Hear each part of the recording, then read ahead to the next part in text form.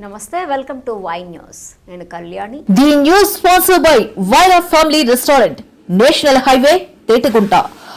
నోరూరించే వంటకాలు, అసలైన మసాలా దమ్ముతో అదిరిపోయే నాన్ వెజ్ రుచులు మీకోసం. విచ్చేయండి Vaira family restaurant, national highway, Tetagunta, Tuni మండలం, కాకినాడ జిల్లా. భారత రాజ్యాంగ నిర్మాత మహామేధావి డాక్టర్ బిఆర్ అంబేద్కర్ గారి ఆశయాలు ప్రతి ఒక్కరూ అనుసరించాల్సినవేనని కొత్తపేట నియోజకవర్గ ఎమ్మెల్యే బండారు సత్యానందరావు అన్నారు. అంబేద్కర్ 135వ జయంతి సందర్భంగా కొత్తపేట బస్టాండ్ సెంటర్లో, రావులపాలెం టీడీపీ క్యాంపు కార్యాలయంలో, అలాగే పలు గ్రామాల్లో అంబేద్కర్ విగ్రహాలకు పూలమాల వేసి ఘన నివాళులర్పించారు. ఈ సందర్భంగా ఆయన మాట్లాడుతూ, ప్రపంచంలోనే అతిపెద్ద రాజ్యాంగాన్ని అందించి గొప్ప ప్రజాస్వామ్య వ్యవస్థకు పునాది వేసిన జాతిరత్నం డాక్టర్ బిఆర్ అంబేద్కర్ అని కొనియాడారు. అంబేద్కర్ ఆశయాల బాటలోనే తెలుగుదేశం పార్టీ నడుస్తుందని తెలిపారు. అమరావతిలో 125 అడుగుల అంబేద్కర్ విగ్రహ నిర్మాణం ద్వారా ఆయన సేవలను చిరస్మరణీయంగా నిలిపే ప్రయత్నం చేశామని పేర్కొన్నారు. అంబేద్కర్ ఆశయాలతోనే తెలుగుదేశం పార్టీ ముందుకు సాగుతుందని, సామాజిక న్యాయం సాధన కోసం నిరంతరం కృషి చేస్తుందని ఎమ్మెల్యే బండారు సత్యానందరావు గారు అన్నారు. ఈ కార్యక్రమంలో పార్టీ నాయకులు, కార్యకర్తలు, ప్రజాప్రతినిధులు పాల్గొన్నారు. గంటి మోహన చంద్ర బాలయోగి గారు తెలుగుదేశం పార్టీ వల్లనే వచ్చారనే విషయాన్ని తొలి దళిత స్పీకర్ బాలయోగి గారు తెలుగుదేశం పార్టీ చూడడం వల్లే, తొలి మహిళా దళిత స్పీకర్ అసెంబ్లీలో ప్రతిభా భారతి గారు కూడా తెలుగుదేశం పార్టీ చొరవ వల్లే దళిత మహిళా స్పీకర్ ప్రతిభా భారతి గారు వచ్చారనేది మీకు సందర్భంగా తెలియజేస్తా ఉన్నాను. ఈ విధంగా ఎన్నో విజయాలు అంబేద్కర్ గారి స్ఫూర్తితో ఆనాడు ఎన్టీ రామారావు గారు, తర్వాత చంద్రబాబు నాయుడు గారు నడిపిస్తే, గత వైసీపీ ప్రభుత్వ హయాంలో, జగన్మోహన్ రెడ్డి గారి హయాంలో దళితులకి ఏ విధంగా అన్యాయాలు జరిగాయి, ఏ విధమైన అఘాయిత్యాలు జరిగాయి, ఆ పథకాలు ఎస్సీ ఎస్టీ సప్లాన్ ఏ విధంగా నిధులు దుర్వినియోగం అయ్యాయి, ఏ విధంగా మాస్కులు ఇవ్వలేదని ఒక డాక్టర్ గారు లేదా ఎంతమంది దళిత యువతీ యువకులు అన్యాయానికి గురయ్యారనేది ఒక్కసారి స్మరణకు తెచ్చుకోవాలని కూడా ఈ సందర్భంగా తెలియజేస్తా ఉన్నాను. అందుకే రాజ్యాంగాన్ని గౌరవించాలి, రాజ్యాంగం చెప్పినట్టుగా పరిపాలించాలి. రాజ్యాంగాన్ని ధిక్కరించి పరిపాలించే వ్యక్తులు వచ్చినప్పుడు ఏం చేయాలనేది కూడా ఆనాడు అంబేద్కర్ గారు రాజ్యాంగంలో పొందుపరిచారు. అందుకే మొన్న ఎన్నికల్లో చూసాం, ప్రజలు తరిమి కొట్టారు, అడ్రస్ లేకుండా గల్లంతు చేశారు వైసీపీ పాలకుల్ని. దాన్ని దృష్టిలో పెట్టుకునే మనందరం కూడా నడవాల్సిన అవసరం ఉంది. అంబేద్కర్ యొక్క ఆశయాలు ఆయన ఏ విధంగా కష్టపడి చిన్న కులంలో, చమర కులంలో, ఎక్కడో మహారాష్ట్రలో నిరుపేద కుటుంబంలో పుట్టాడు ఆయన. కానీ గొప్ప విద్యావేత్త అయ్యాడు.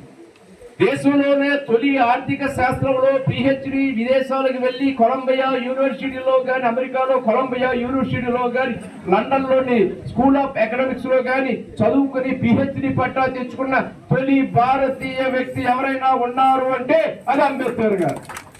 అంత గొప్ప విద్యావేత్త.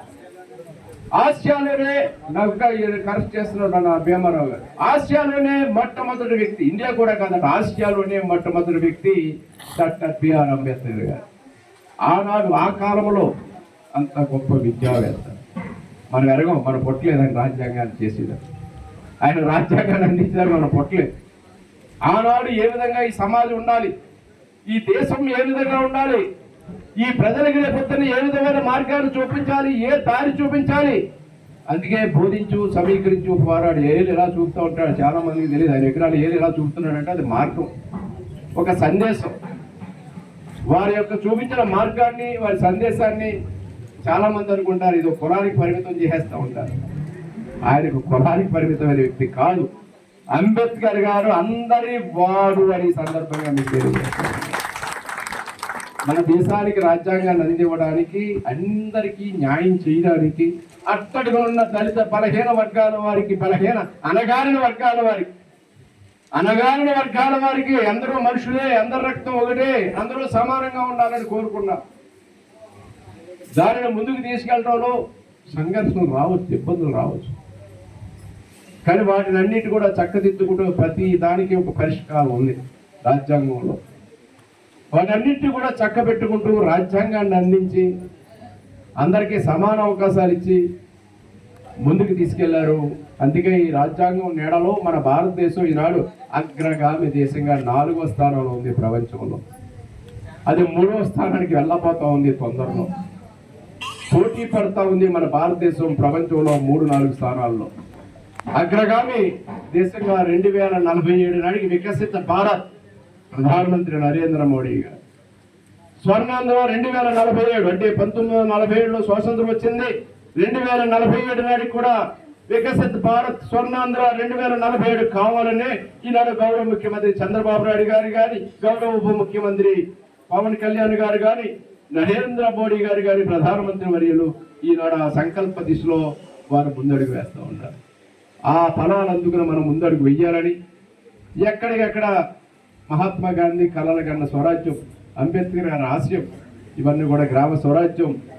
గ్రామాలు బాగుంటే దేశం, రాష్ట్రం బాగుంటుంది, రాష్ట్రం బాగుంటే దేశం బాగుంటుంది అనేది వారి యొక్క ఆలోచనలు. వారి ఆలోచనల్ని, వాళ్ళ జీవితాల్ని, వాళ్ళ ఆశయాల్ని, వాళ్ళ ఆదర్శాల్ని మన గమనంలోకి తీసుకుని ముందడుగు వేయాలని కోరుకుంటూ, ఈ రోజున ఘనమైన నివాళులు వారికి అర్పించే అవకాశం నాకు కలిగినందుకు అందరికీ కృతజ్ఞతలు తెలియజేసుకుంటూ జై భీమ్.